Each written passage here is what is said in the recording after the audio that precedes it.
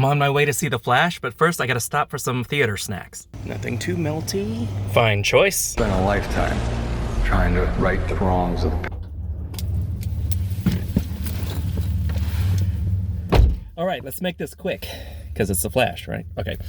I'm gonna go into this with, first, with no spoilers, which isn't gonna be a lot because there's so much to spoil in this movie. All right, but trying to get past the shenanigans of one Ezra Miller, it was kind of hard to avoid. That kid's got a lot of issues, so hopefully he gets some help, gets that straightened out. I'd still be very surprised if there was another Flash movie after this, even though that this was a pretty good movie. Nostalgic, and it played heavy, not only on current superhero movies, called on some very old superhero properties. And there were some cameos I was expecting, and there were some that I was hoping we'd get and we didn't. But there were some cameos that I was floored. I wanted to see this movie as fast as possible because I was getting rapidly... It's getting hot. Shut it! Because I was getting rapidly spoiled. There were news articles, thumbnails that were spoiling little bits and pieces. A couple of the cameos got spoiled for me, which I am pissed about, but I would have been on the floor if I had been surprised on screen by a lot of these. Okay, I'll get into that in a little bit. I went to see this for Michael Keaton. I was dying to see Michael Keaton as Batman again, and he didn't disappoint. When Danny Elfman's Batman score comes on, which is still one of my favorite superhero soundtracks, it brought so much back to me. I felt like 1989 again. And yeah, he's older, but his Batman still kicks. You want to get nuts? Let's get nuts. Yes, that line is indeed in the movie, and it felt kind of forced, kind of pandery, but I liked it. I loved hearing it. There's even a reference to the Joker, to his Joker. All right, that's a spoiler thing. Instead of Henry Cavill, we have Supergirl. I didn't have a problem with. I thought she made a pretty good Supergirl. It threw me at first because every incarnation I've ever seen of Supergirl was blonde. Sasha Calle, she made it her own, and she was pretty good. There's an emotional center to this movie about loss and letting go, and it's very solid. It made me very emotional at a couple points. Bring tissues anyway, just in case. I got teary-eyed. I'm not ashamed to say it.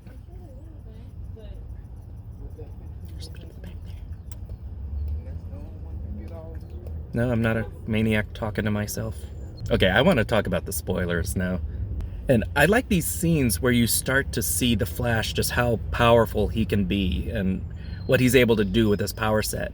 You got glimpses in Justice League, and even more so in the Snyder Cut.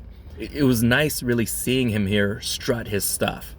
There's a scene where he saves children, a bunch of children, young children, and the scene is just mind-blowing the way it's shot. Well, how do I put this delicately? This is the most dangerous hospital I have ever seen. The most badly designed hospital. And this is probably the last time we'll see Affleck as Batman. More on that later. I mean, the concept of the movie is Barry goes back in time to save his mom, to change things so she doesn't die and his dad doesn't go to jail for that. In doing so, he opens up DC's version of the multiverse.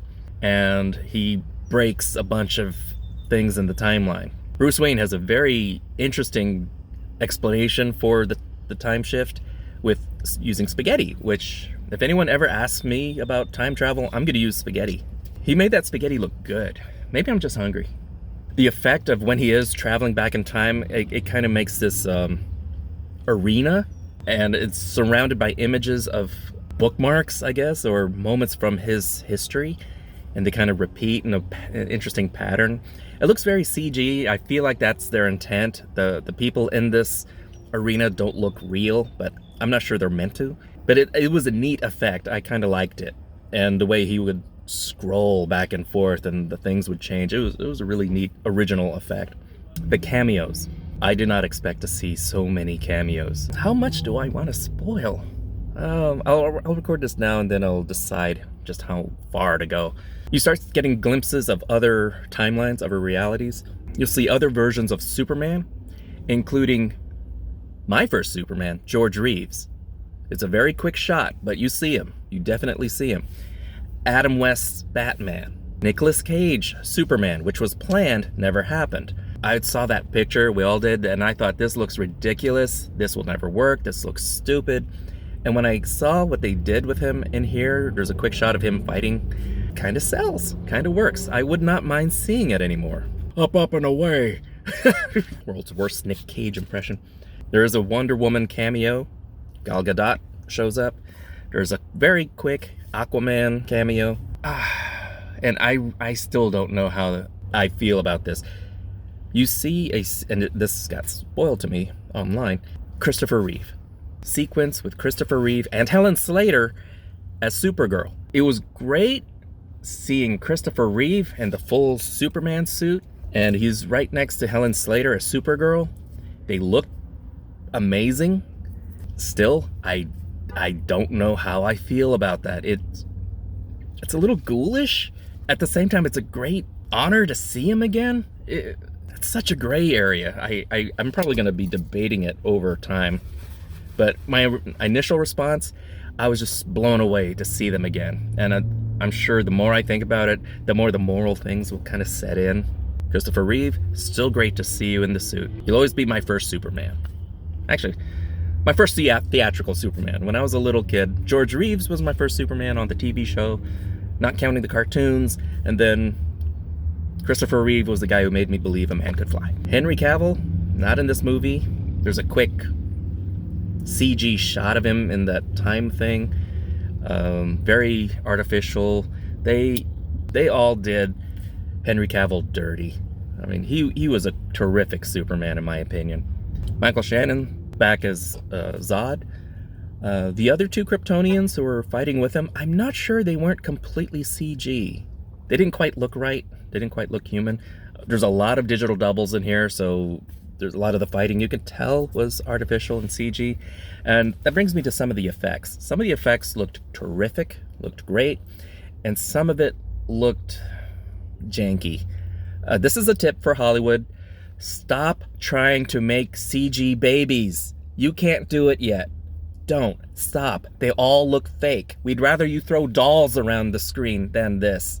I don't think I've ever seen a convincing digital baby. No matter how hard Barry was trying to save the new universe he created, he was just making things worse. And the only way to stop that is to let things play out as they were originally meant to. And even then, he didn't quite restore things, which brings me to another spoiler. The new Bruce Wayne at the end is George Clooney. I don't know how they got him back. There must have been a lot of barrels of Guinness to get him back on board.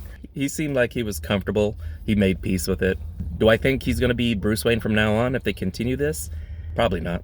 Which brings me to a theory. We're not going to see Ezra Miller anymore. We're not going to see any more from this timeline. James Gunn telling us that he's rebooting everything. Everything's going to change. They say this Flash movie isn't going to reboot everything. It's going to, if there's a potential sequel, I do not buy it. If this thing makes its money back, I'm not sure they're gonna. The theater I was in, maybe enough people to fill a single row. I really wish I was able to watch this movie in a packed theater with a big crowd, energetic crowd, and that just wasn't the case here. And it was sad.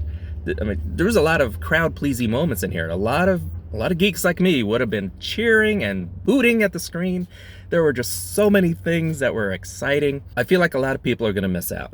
I feel like this is gonna be their excuse to recast, redo everything. We're gonna get a new Superman, a new Batman, probably a new Wonder Woman, new Flash guaranteed. Whether or not they have any kind of... Oh, Cyborg was not in this. We may have seen an image in the time thing. So I think this is closing the door on the Snyderverse. That's my guess, that's my opinion. If I'm wrong, I'm wrong.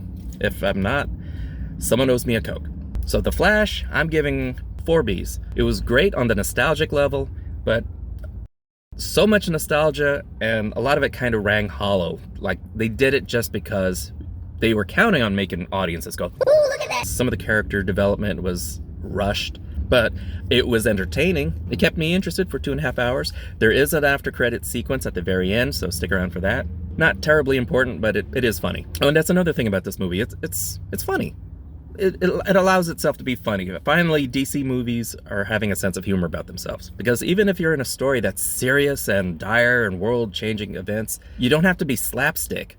You can still make your movie fun. That's what they did here. They made this movie fun. And that was one of my most important criteria. Make the movie fun. Well, that's it for me. I'm gonna go probably get something to eat. Thank you so much for watching. Like, subscribe, comment, the bell, you know, the usual YouTube stuff. This is theNewBee, and I'll see you later, kids. Toodles!